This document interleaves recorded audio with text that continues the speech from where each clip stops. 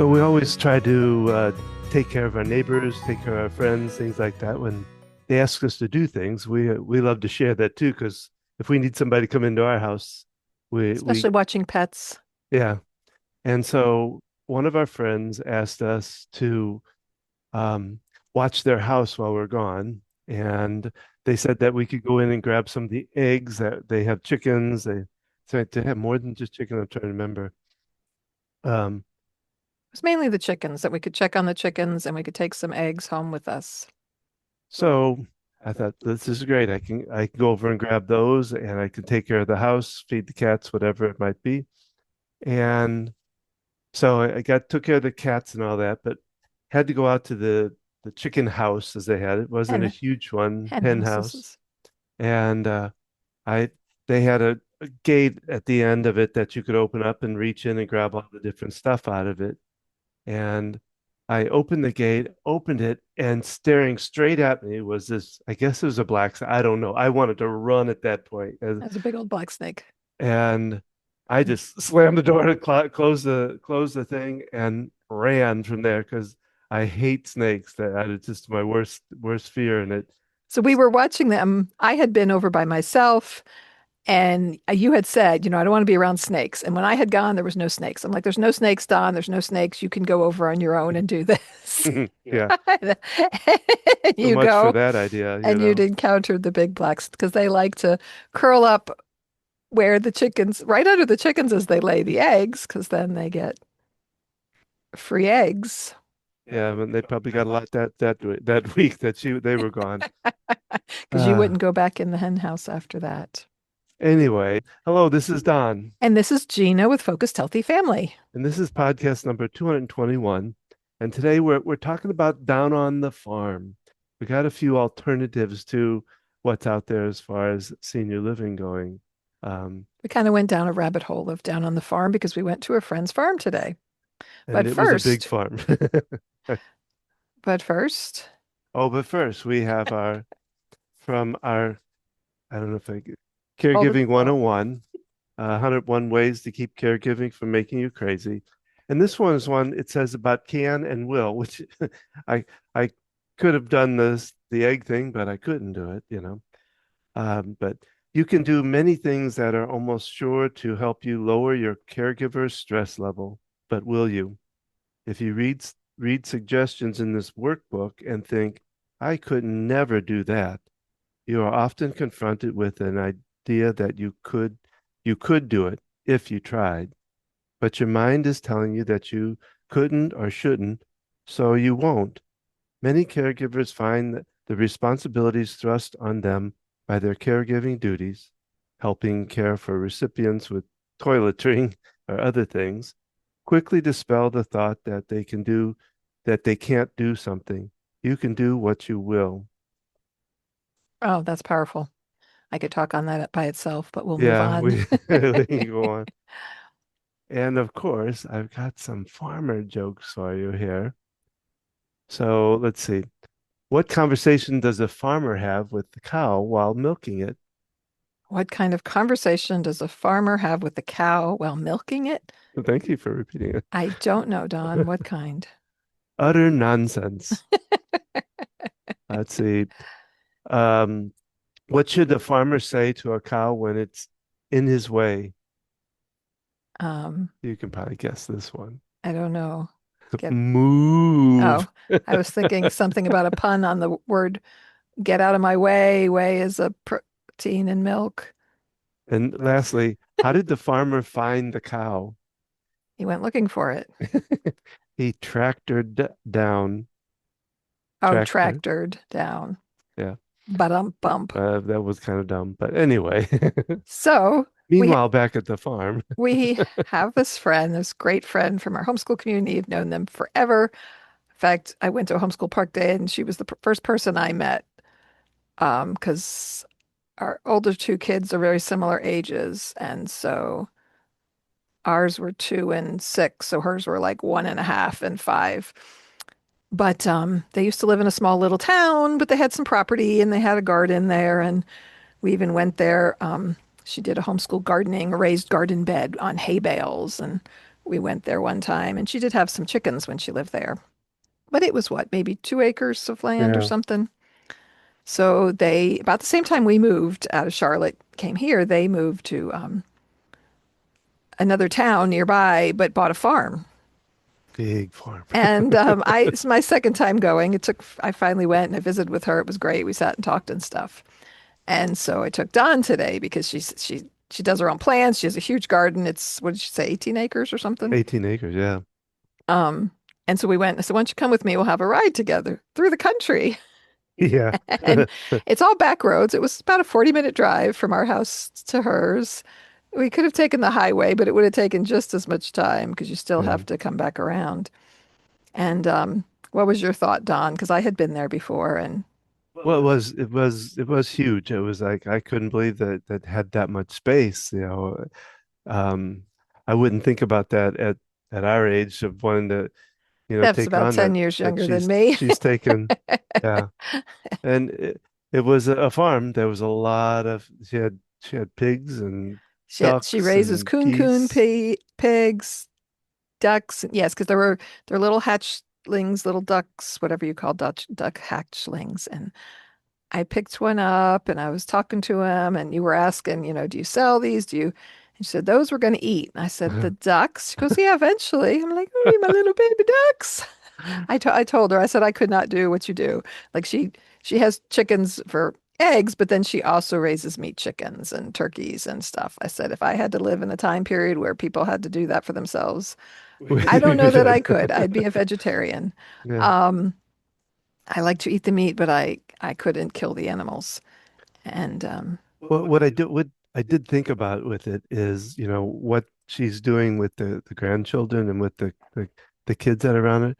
They're really getting into it, and I think that's, they're learning about the land, they're learning about raising stuff, all of that kind of stuff. I think, which is really brilliant, especially nowadays. That learning that kind of stuff. We don't have people that are like we talked about. Farmers are kind of Well, yeah, so as we were coming back, we are talking about topics and things, and I started look up, is there a senior living community that's centered around a farm life? And what I discovered, and I had no idea, is there is a crisis in the US that American farmers are aging. I found out the average age is 57 to 58 years old, and a great percentage of them are 65 and older. And these people are getting, retirement age, and they're offspring are not taking over the farm. And so, there's a crisis around this, and I had no idea. I just kind of discovered this um, in searching for something else about seniors and farms. Um, and so it's something we could talk more about. We don't know a lot about that, but what I was looking for was communities that, you think of assisted living communities, you think of um, facilities, different senior, like um, even I think you talked about independent, but also the next level up. Like 55 plus community. well, I'm just talking about actually in facilities Oh, themselves, assisted living. Yeah. assisted I living. was like, is there somewhere that has a little bit of incorporation, with some farm life or something? And in searching for something like that, I found Sage Senior Co-Housing Advocates. So this is sagecohoadvocates.org. We'll share the link because there's another Sage, and I'll mention it too. But this is an all volunteer organization that aims to help individuals and groups discover the benefits of co housing for those over 50, learn how to start a co housing community, find existing communities, and new projects underway. So, not necessarily a farm community, and yet I, I just found this fascinating that the people plan the community. So, unlike in independent living where you buy into it and you have paid people managing it, so it costs a lot of money. And when you need help, you pay for caregivers, that take care of you. The idea of this is I'll just read from the website. Co-housing is a planned residential community that combines private homes with shared indoor and outdoor spaces designed to support an active, independent, and interdependent community life. So instead of having someone else take care for you, they care for each other. It's a lifestyle choice where living in a close knit, intentional community improves health, reduces the need for senior services, fosters rewarding relationships, and makes life more affordable and fun. And like intergenerational co-housing, senior co-housing is a solution to today's social and environmental challenges. So I was not able to find specifics about costs, but you are sharing responsibilities, kind of like a commune, but living together. And there are seniors who age and are able to help other people. Not everybody, as they age, are going to need physical assist. People assume that all the time, but there are plenty of people who age well into their 90s, still in their own home, living independently. Even people that move to an independent living community, they often never have to leave independent living. Yes, there's assisted living that provides care. And so Well, I think I started out by saying in the car, what do farmers do when when they get dementia, they have to go to, that's right. We did start talking about that because I have worked with some clients who live out in the middle of nowhere and their family convinces them, you can't live on your own anymore. And they pick them up and they move them into a community. And even if it's not in a big city, it's a small building, maybe yeah, on a little bit of land, they got a little room to, for but they themselves. go Yeah. from being solo, independent, maybe they've got a pet with them, free to, even if they don't drive, they have the freedom to walk around the property, and it's a totally different life living in an apartment style living for them. And just that shock. Um, you know, a lot of people struggle with moving out of a personal home into a community with other support, but when you've lived on a farm your whole life, It's got to it be, just got me thinking about that and the challenge. Those people often want to live and die in their home, and if they can afford caregivers and things, but it is, we have to think about that. If we have aging loved ones who are used to living in a rural life, that's a big change, um, of life, moving into an apartment. Just think about it yourself, as a middle-aged or young adult. Um, have you lived in a rural location where even if you didn't have farm animals, you would stop by the local farm to get things. It was a long drive, but you had land to walk around on, maybe walk um, down to the creek, compared to living in an apartment. Even, maybe in a city, but there are apartments in all kinds of areas. And just that contrast of what life can be mm, like. And as we get older, the change can be more challenging for people. So just kind of thinking about the challenges of that, and then just finding this community idea. Because in my mind, I was like, my dad was part of a Montessori style adult daycare. So adult daycare is where adults, usually with dementia or maybe some physical aging issues, go somewhere. They hang out for the day for several hours. Their caregivers can then go off and do other things, right? And the Montessori based one my dad was part of, they have it's like a community, and there's like a, they participate in it. Even though my dad wasn't making all the decisions, he felt like he was on the board and he was part of it, and he could choose what he did, and he wasn't forced to do activities and things. And they did have a little pond. In fact, my mom just told me they moved to another location, and I'm imagining, a place like that, if you have some land, you can go out and go fishing. They did have a garden off the deck and that kind of thing. So I was thinking about kind of that idea, but where people live and not just, a daycare kind of place. So I was wondering, and I'm start researching, and I'm just, as we're driving on the 40 miles on the country road, um, and so I found these other things in my searching for that, and I still don't know if something like that exists, but I'll still be on the search for it. And we're planning to reach out to this Sage Senior Co-housing Advocates, to see if we can interview somebody about this, because it's just I find it fascinating, you know, um, being a part of a community. I see the affordability of it, because I know, Don, we're not going to be able to buy into one of these communities. Um, it's pretty much like buying a really expensive house, and on top of that, you still have a high yeah. monthly payment, like 4,000 or more.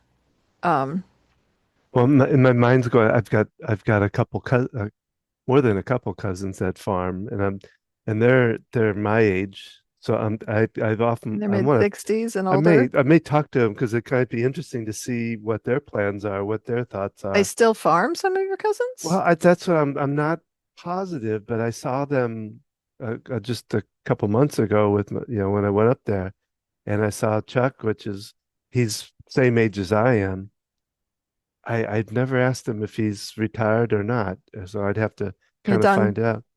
Don's from St. Louis, but his grandparents lived in more rural areas of Missouri. Well, both of them On were both in sides of the farms family too. were farms. Weren't they both dairy farmers, in fact? Well, no, my grandfather Grodoff was dairy farmer, but on my The Gentian Genneman side. side, it was just a farm that they didn't have dairy.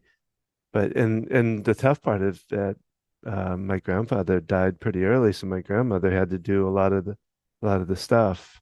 I'd like to find out more about that too, because I'm sure she raised chickens and had cows and stuff like that that she had to take care of. But anyway, You talk about how you were the city cousins because you oh grew yeah, up in the city, like, well, St. Louis County, but you're very much a city compared to yeah, them all growing up on the farms. It wasn't even, it's what, not even an hour outside of St. Louis, but it's yeah. still, Well, my grandmother's farm is gone already. It's a post office now.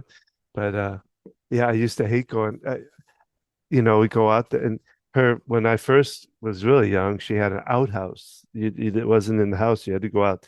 And oh my God, I so think this would have been in the I'd 60s, right? Don was born in I would have 1958. rather hold it than go out in For the you, yeah, you were not used to that, whereas your cousins yeah. grew up with that. And I know your brothers are older than you and your sister. And they used to go and spend time on the farm, I think, Yeah, more than they go you out there for did like because you were so the whole much summer, I younger. think. And I don't know if they enjoyed it a lot more than you did. You're definitely the city kid. And what was it into all that? They've always said they've enjoyed it. But my grandfather on the Grotto side was, well, like I said, that's the only one they went on was Grotto side, and he was quite the stern German, and they didn't go out there just to play around. They Oh, had time, but worked.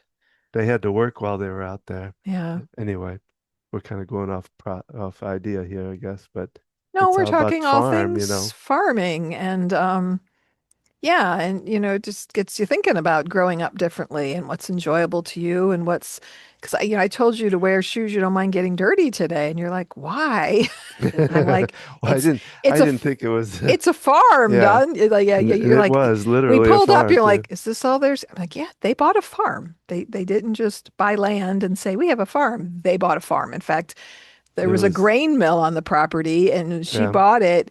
They took the grain mill part out, and she turned it into a building. On the inside, like the first time I went, she walked me all over. So it was my second time going there with Dawn, and she said she was going to be back in the granary building. And I didn't realize how run down it looks from the outside because they've totally remodeled it on the inside. She's doesn't have a working bathroom yet, but it's all fixed. It looks beautiful on the inside, right? I mean, it's got Well, which, well, it's got the walls. It looks like, a little yeah, house. yeah. It's got rooms in it. Yeah, it was messy because there were kids' toys there, and but I mean, the inside did not Yeah. match the outside. No, Um, no. and she's done a lot, put a lot into this. She said the decking was falling apart, Yeah. and she's turning it into an area. She watches her grandkids sometimes. They can come play.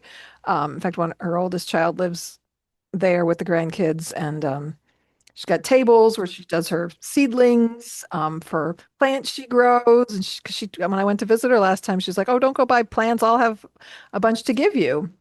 And right now, it's a very big chicken egg hatching season, and later on in the year, she'll charge a little bit for the eggs because of just helps cover cost of things. But she has so many right now. She's like, no, I'm not charging you. I'm just giving them away right now.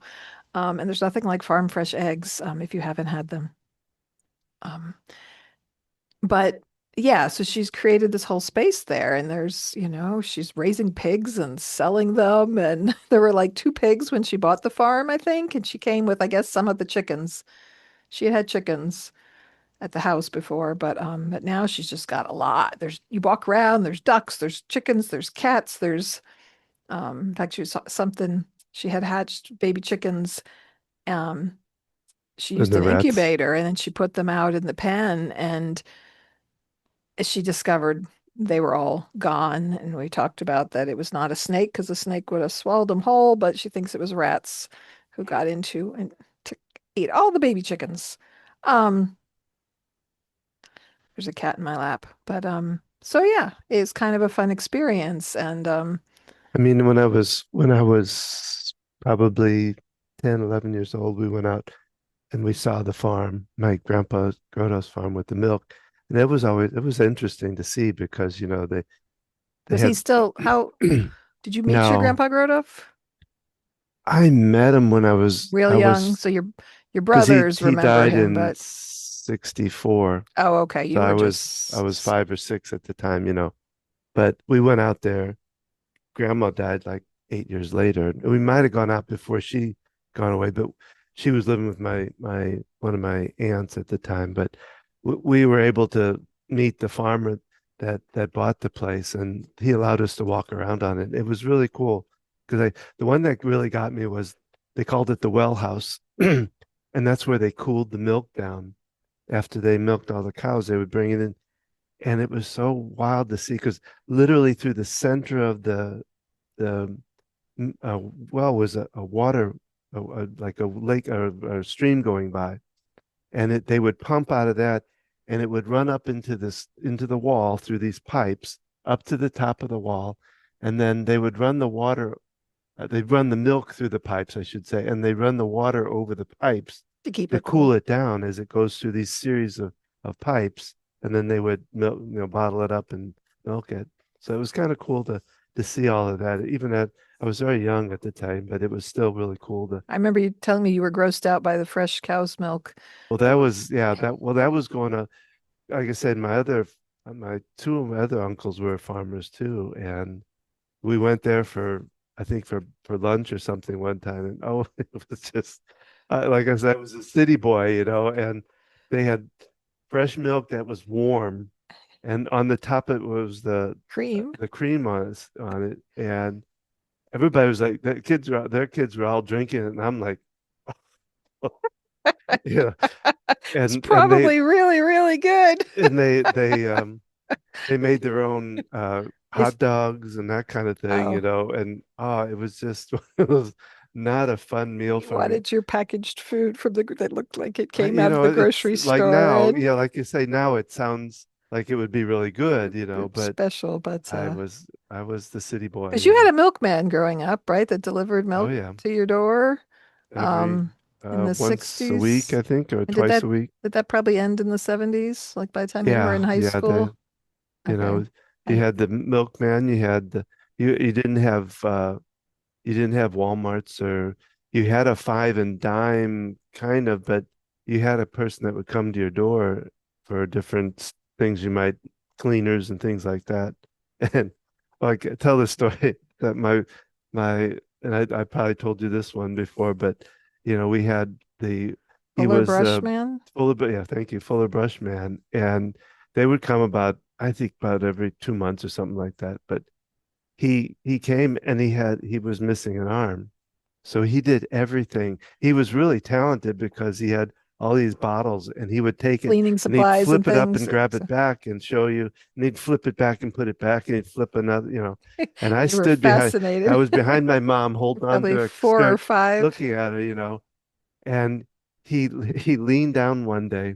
He says, "Never put your arm out the window Didn't when you you're driving." didn't you ask him how he lost his arm? I don't know if I did. I might have said something to my mom. I might have, but I just remember that him leaning down and go, "Don't put your arm out the window." So for the longest time, I wouldn't put my arm out the window And who in the knows if car. that's really how he lost his arm or not. No, I don't think it was. I'm trying to remember if somebody told me that later or something, but It's just amazing how much life changed. And I mean, different parts of the country were different. You were in St. Louis, not technically the city, but they call it the county. we were in Uh, the county part of it. Yeah. and I grew up in New Jersey, Ohio, Pennsylvania, and I was born in 69, so much more the 70s. But even my mom, who grew up in New York City and New Jersey, I guess they might have had a milkman at some point, but I don't know if stores and shops came to the East Coast before they came to the Midwest. It's I don't actually an know. interesting question to pursue. Because we also had a bread man. And that was because I could always try to convince mom that you need to get some cookies from him too. That was it, because you didn't have places to go. Well, we had bakeries a little bit later, but we didn't have any places to really go to get those kind of things. But yeah. It's a whole nother topic to explore and discover. So we're looking forward to doing another podcast and really discovering more about this SAGE organization of community living, the interdependence. I really like that because Mhm. they can help each other out. In fact, at the independent living community I work at, it's a rental place. So there are places you can buy into. You like putting money down in a house and pay rent. This place just you have a monthly payment, and it's more affordable than assisted living. So a lot of people really could benefit from assisted living where there's more caregivers and things, but they can't. And independent living, an, a standalone independent living community is not a healthcare community. It is basically a senior apartment. Most of them have um, meal service. So some of them are a la carte. You pay so much a month. You get 2, 3 meals a day. There's activities that go on. There's different outings that happen. There's a maintenance them. There's housekeeping. There's basic services they can do for you. You can pay extra for things. We operate our therapy company out of the building. There's a caregiver agency that actually works out of the building, which is kind of a really neat thing because usually you have to pay for an hour or 4 hours a day.